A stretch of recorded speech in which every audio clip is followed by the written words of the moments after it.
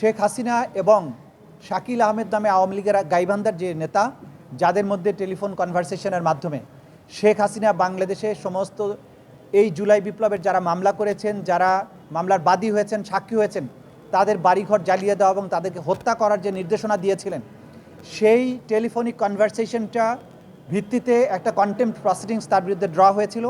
আজকে সেই contempt প্রসিডিংসেরও further শুনানি ছিল। সেটা শুনানি অন্তে আগামী ৩রা জুন এটার পরবর্তী আদেশের জন্য ধার্য করা হয়েছে।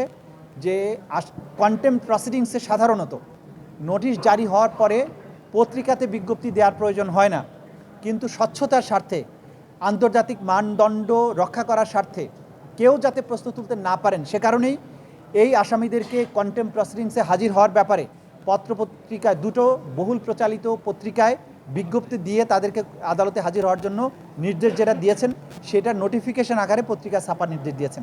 সেটাও আগামী ৩ তারিখে ফার্দার আদেশের জন্য আসবে এবং সেদিন যদি তারা হাজির না হন, তাদের আইনজীবীর মাধ্যমেও যদি জবাব না দেন, তাহলে আদালত এই ব্যাপারে পরবর্তী আদেশ প্রদান করবে।